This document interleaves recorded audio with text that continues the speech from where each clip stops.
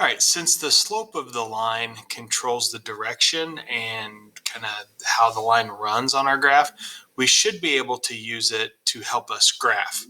Now, the thing that you need to remember in doing this is what the different lines look like.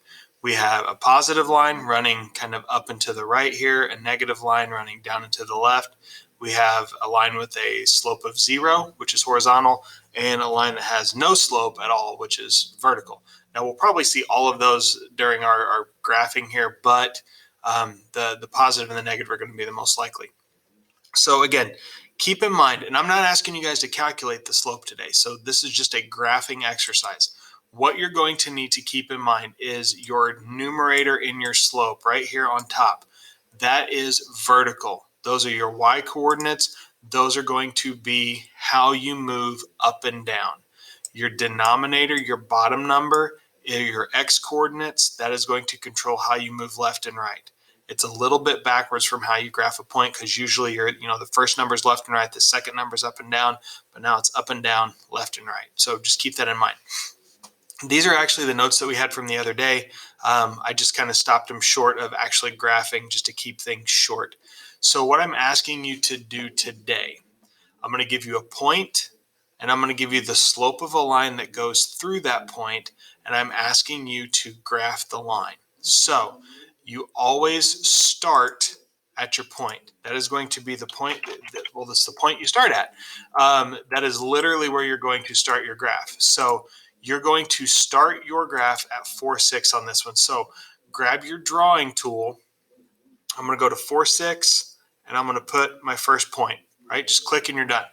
Now, your slope, since it is positive, I know that this line is going to kind of run up and to the right. Your slope, the numerator is telling you how to move up. The numerator is going to tell me to move up 2, and my denominator is going to tell me to move, since it is positive, 2 to the right. So from the point that we just graphed, 2, 3, I'm going to count up 2 more units, and then 1, 2, 3 to the right. Now, I would appreciate it if you guys would do a third point. You only need 2 points to graph a line, but a third point is kind of like a little bit of insurance. If you get one of them off, it'll obviously not be a line. You'll wind up with something that kind of looks like a check mark.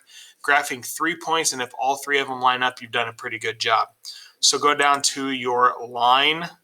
Go down to your shapes, and you're going to insert a line. Pick a color, I don't care.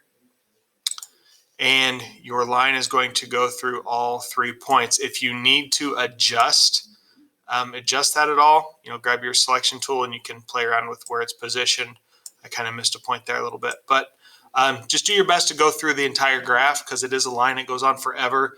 Those of you that have me for geometry, we've talked about things being infinitely long. So this doesn't really change. The hard part is when you have one of those oddball fractions. So I'm going to graph 4, -6 here, there. Okay, and now my slope is 0. That is the numerator of a fraction, 0 over literally anything. So I'm just going to do 0 over 1.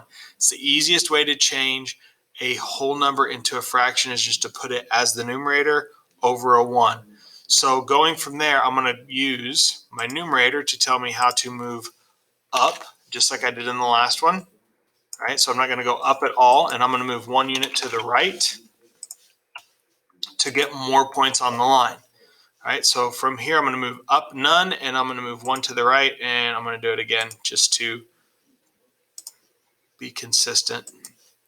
All right, so when you draw your line, you're basically doing a horizontal line that goes through y equals -6 because all of those points are 6 units down since there was no up and down movement. Okay, these don't change. The only thing that you kind of need to pay attention to is when you have a negative slope. That negative value, especially if it's a fraction, that negative value is out front. You need to decide if you want your 3 to be negative or if you want your 4 to be negative. It's never both. If you make both the 3 and the 4 negative, double negative like that's going to cancel out. So you have to assign the value either to the numerator or the denominator. Most people will just slide it up on top and make that a -3. Forget the negative out front. It's just -3 over 4. So when I graph these guys, 5, -3 there, and I'm going to count down 3 units, 1, 2, 3, and 4 to the right. I'm having a little trouble seeing. And then down 3, 4 to the right. Now, if you notice, that one pops off the graph. So what you could do is, instead of going down and to the right, you could go up and to the left, and they're going to line up the same way. Okay, it's kind of a nice little safety net. If you can't go down and to the right, go up and to the left, and as long as you're stair stepping, they're all going to line up nice and neat.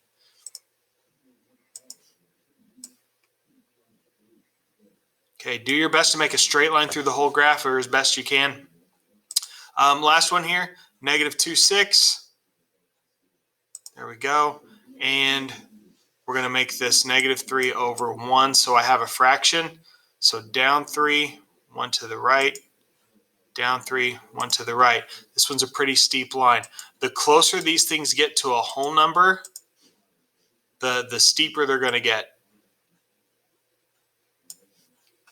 Okay. Do your best. Start with the point. The slope is a set of directions. Numerator is up and down. Denominator is left and right.